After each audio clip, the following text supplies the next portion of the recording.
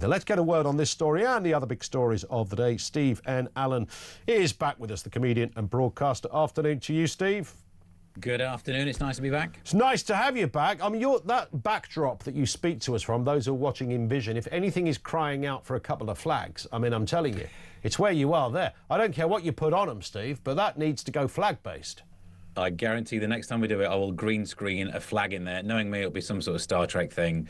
But still, that counts, doesn't it? No one's going to be offended by that. Nothing wrong with that. So let's start then with the pro-Palestinian protests erupting over the weekend. 500 arrests. Supporters of the proscribed terrorist group Palestine Action came out en masse.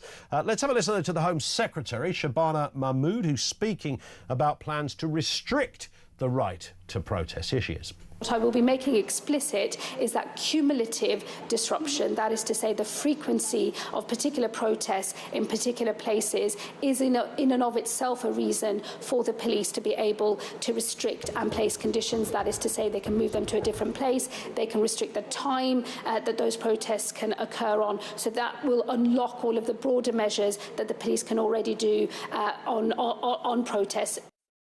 Now, I suppose on this particular question, Steve, about where we draw the line, I mean, the obvious answer is, well, you draw the line with a prescribed organisation. That would kind of get that one sorted straight away. But it is a bit more nuanced than that. Yeah, I mean, the problem is you got the question of why you're prescribing an organisation. What should you do with that prescription? I mean, I don't want to have the full discussion just about Palestine Action, but you've got some pensioners getting arrested. And the reason they're prescribed, we don't really know. Because when the parliamentary discussion was happening about it, the Home Secretary said, well, I kind of know stuff about why they should be prescribed. And all right, fair enough. If it's stuff you can't tell us, but it's a good reason, we'll back you on that. But I also therefore realise those pensioners walking around saying, you know, we're holding up a sign, don't know that information either, so maybe they shouldn't be arrested. It's an ugly law. It's a pointless law. It's great to be able to prescribe an organisation, but if that then means everyone gets arrested for holding up a sign with its name on, having a T-shirt that's almost spelt the same as, was it Palestine Action, someone put on a T-shirt, they got nicked. Come on. We live in a country where you can shoplift left, right and centre. No one touches you unless you go over 200 quid, which is actually trying to keep less than 200 quid in some shops is tricky.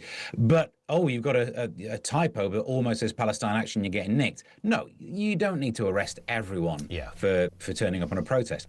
I always think it's better to err on the side of too many protests. When the Tories were bringing in their plans of changing the way you could protest, you could get done for, even if they look in your bag, you got some flyers, you might be, you know, equipped with the intent to protest, they could do for that. I don't like it, because if they take away your right to protest, when they try and take away your next right, what are you going to do about it? It's not protest, because you can't protest anymore. But then when we start to get these regular protests and you hear how many millions of pounds it costs for each one, you think, well, now we're into a numbers game. If you do that every Saturday, you could seriously impact a nation. So there's got to be a sense and reason for it. There's got to be a bit where you say, come on, now this is not working.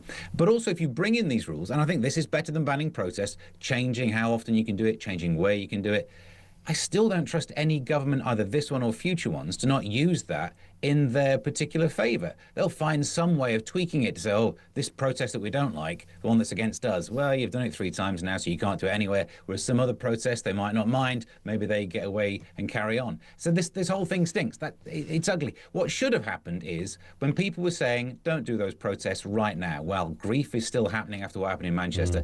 It would have been better if you have the right to protest, but the sense to not always do it. Yeah, that sounds reasonable. And of course, you know, what is one person's offensive protest, you know, is another person's group that they, you know, completely admire and would willingly join, etc. So there's all of those little elements to the question. We'll take some calls and comment on that. Let's continue then on the theme that we've touched on here, the synagogue terrorist who carried out that horrendous attack last week, the car ramming, the knife attack, was a follower of an extremist hate preacher who spouted that Jews were animals.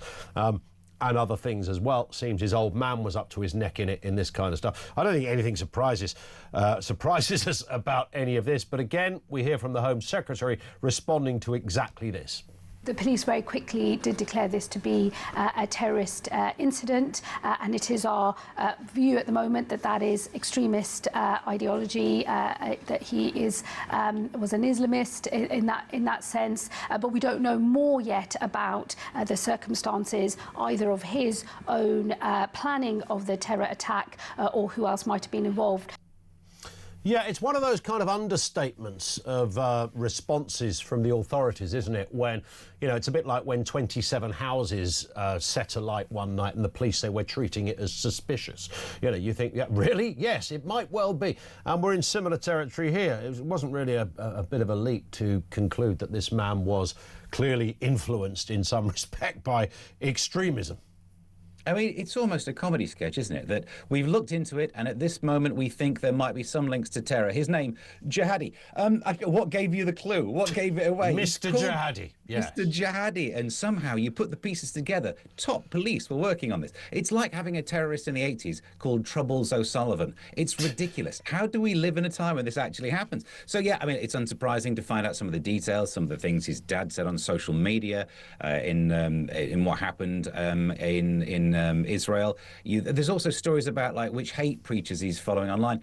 You're right. No one can pull a surprised face, of course. What do we do about it? I don't know. I mean, Talk itself did an investigation a couple of years ago, didn't it, about some of the hate said in some mosques.